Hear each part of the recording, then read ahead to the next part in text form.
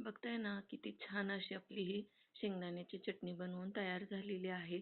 अगदी कमी साहित्यामध्ये सोलापूरची ही फेमस शेंगदाणा चटणी आज आपण बनवणार आहोत. तर या ठिकाणी हे घुंगरू शेंगदाणे पाव किलो शेंगदाणे हे घेतलेले आहेत. आता सगळ्यात अगोदर तर ते आपल्याला भाजायचेत. तर कढई या ठिकाणी गरम करायला ठेवलेली आहे आणि त्याच्यामध्ये आता हे शेंगदाणे घालून घेते आणि छान खमंग असे हे शेंगदाणे आपल्याला भाजून घ्यायचे आहेत. प्रत्येक ठिकाणची एक कोणती ना कोणती खासियत असते. तर सोलापूरची खासियतमध्ये ही एक प्रसिद्ध अशी चटणी आहे आणि सर्वांनाच ही चटणी आवडते अगदी लहानापासून मोठ्यांपर्यंत. तर त्याचीच रेसिपी आज मी तुमच्यासोबत शेअर करते.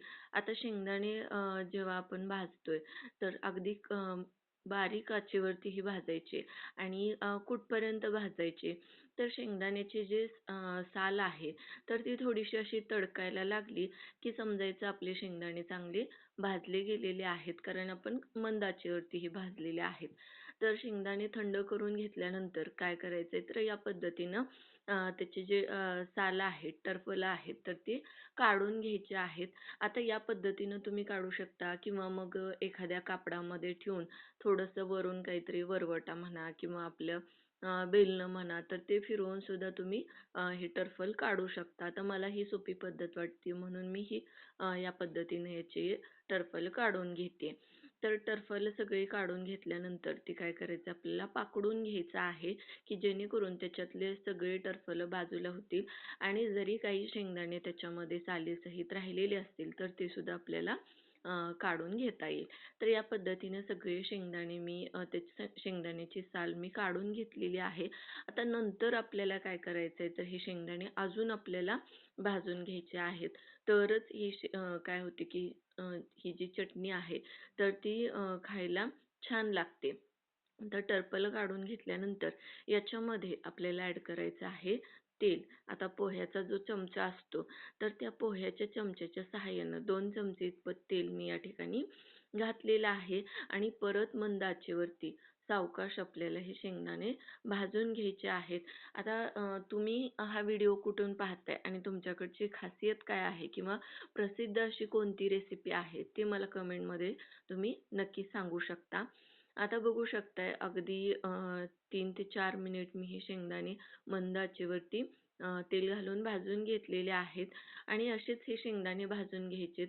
तसं तर हे शेंगदाणे भट्टीवरती भाजून आणले जातात अगोदर आणि मग तेल घालून परतले जातात. आता आपल्याकडं भट्टी उपलब्ध नसते, तर त्यामुळं आपण अगदी मंद आचेवरती सुरुवातीला सुद्धा आपण हे शेंगदाणे मंद आचेवरती भाजून घेतोय आणि मग तेल घालून भाजतोय. तर त्यामुळं थोडासा हा फरक येतो, पण चवीमध्ये इतका मोठा काही बदल जाणवत नाही. तर बघू शकता इथं तुम्ही अगदी 5 ते 10 मिनिट आपल्याला म्हणजे 7 ते 10 मिनिट तर सहज लागतात शेंगदाणे भाजण्यासाठी. कारण त्याची जर खरंच चव तुम्हाला तशी हवी असेल, तर थोडेसे एफर्ट इथं तुम्हाला घ्यावे लागतील. शेंगदाणे भाजण्यासाठीच खरं तर इथं भाजण्याचीच कला इथं महत्त्वाची. तर शेंगदाणे भाजून झालेले ते थंड करून घ्यायचे.